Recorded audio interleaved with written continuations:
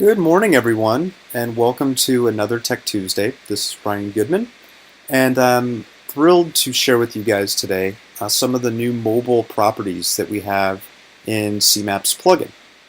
So, we recently announced the availability of our new mobile integration for SAP dashboards, allowing you to take maps that you build inside of SAP dashboards and publish it right to your mobile device. And so what we're going to do today is focus specifically on the mobile properties that we've enabled that you can use on your mobile device. So there's several best practices that we've covered in a previous Tech Tuesday, highlighting some of the things that you need to consider or look out for when you're publishing maps to a mobile dashboard. And so one of the things that we didn't cover is the incremental properties available to you and what they do and how they work. So that'll be the focus of today. So inside of SAP dashboards, you can actually publish or preview what a published dashboard would look like should it be on a mobile device. So I'm actually going to show you a dashboard that I'm currently working on for next week's Tech Tuesday where we can draw heat maps or different types of heat maps. And so when you go and you publish, when you go to preview in mobile mode, what SAP dashboards will do is generate an HTML5 output of representing that dashboard so that you can see generally what it will look like on the mobile device. And that's really what we'll use today. So you can see here I've got my dashboard that I built. It has my global heat maps. And then we have different ways of rendering heat maps or top and bottom or above and below average. And so next week we'll focus on how to build this, but I wanted to show you something a little more visual so that you can see how we've incorporated all the functionality that you get on the desktop to now work on mobile device. Now, as I mentioned today, visualizing your BI data on a map on a mobile device is one thing. But actually building a useful mobile app with mobile mapping is a little bit different because the expectations of what a map should do, how it should work on a mobile device is a little bit different than what you get on the desktop. So I'm going to flip over here and we'll look at our mobile properties dashboard. And so what I've done is we've put together a fairly simple template that really highlights all of the available options to us. And if we go to the property sheet, we're going to highlight 3 or 4 properties here.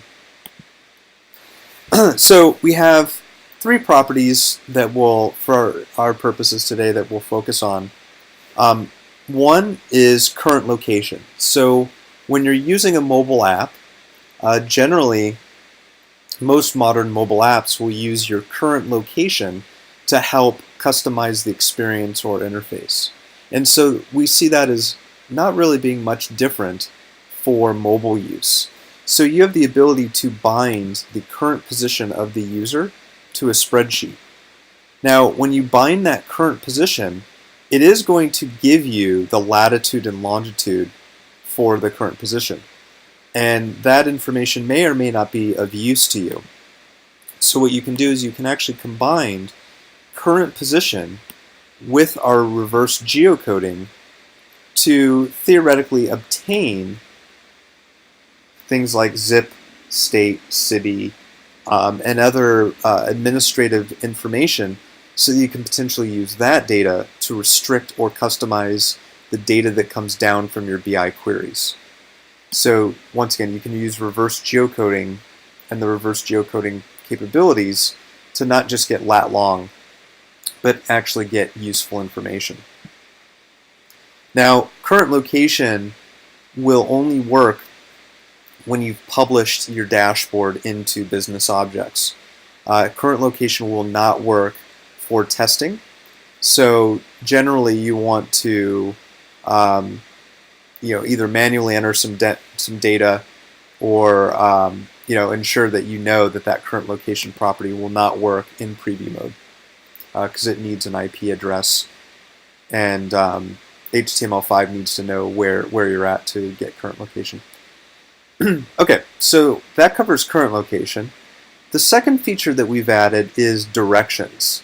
So with CMaps Plugin, we have the ability to get multiple directions to multiple waypoints. In other words, I can have directions to from or to, or I could have 4 or 5 locations in order so that we can bring back directions to all of those locations. Now, one limitation on this first release is that our directions capabilities does require latitude and longitude at this stage. That'll certainly change. We'll put in the geocoding. For whatever reason, for our initial release, for CMaps Plugin 4.1, we do require lat long, but if you're viewing this and have access to a post 4.1 release, we will support geocoding so that you can plot any address, any location in the directions pane as you like. But for my demo, I'll show you what happens when you put a lat long location in there. And then finally, we have the ability to override the base map from Google. Now, when we go and we preview this, it's going to render my map or my base map as Google Maps. So anything that you publish to mobile device, or HTML5 for that matter, is going to be Google Maps. So you can see here, we've simulated me being in San Diego, because that's actually where I'm located right now. And what I can do, or what I am doing, is I have my map here to use its current center point so that we can get the lat long for my map center point. And so now I have a from and to location. So what happens underneath the covers is that CMaps Plugin will go ahead and request the directions. And what we have is the ability in the map to show and hide that direction. So the map component itself will automatically do this for you. So you can get directions from one or multiple points and display it for the end user right within CMaps Plugin. If I go out of preview, you can I'll show you how I got this show directions. So the direction panel visibility works just like dynamic visibility, and that's how I'm getting that show or hide functionality. So I'm using a toggle button to show or hide the directions. So that isn't a built-in functionality. This way you can control as a designer if and when you'll use directions at all. So once again, I can go back here. I can use my current map position. I can show directions, which is going to be very simple.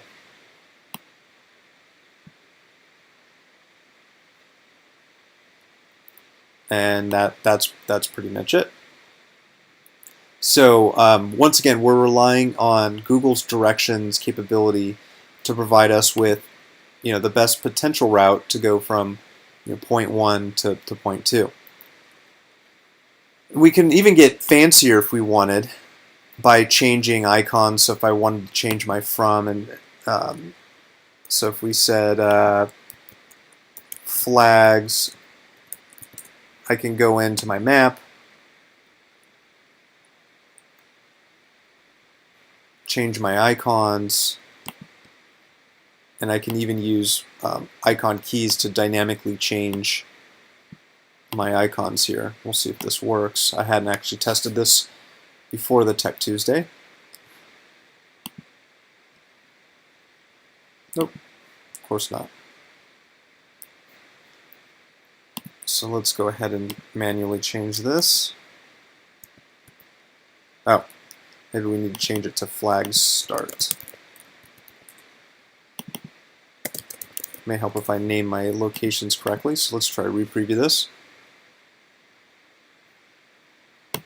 Make sure that we get our icon, and yeah.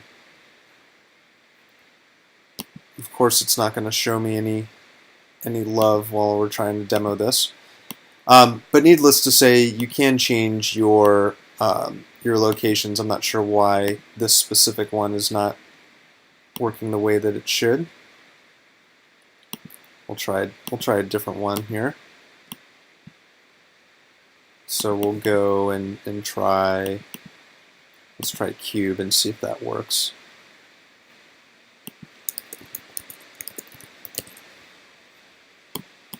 Otherwise, I will officially give up and chalk that up to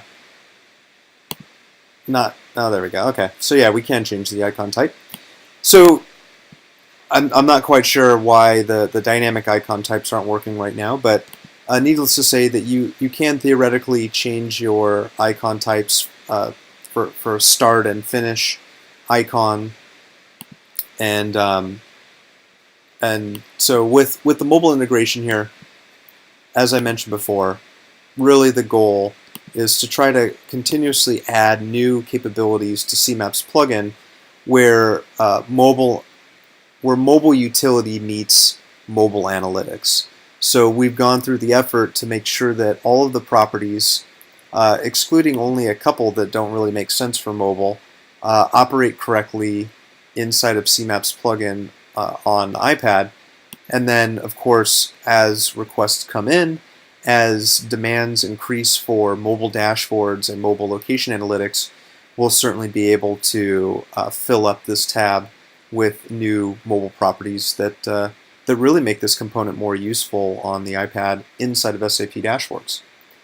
So I certainly look forward to hearing feedback and seeing all the great kinds of applications that you guys build. To get your hands on this particular template, this will be available on the CMaps Knowledge portal. We've recently posted a couple of articles and best practices. So if you go to CMaps or Centagon Knowledge, go to centagonnowledge.com.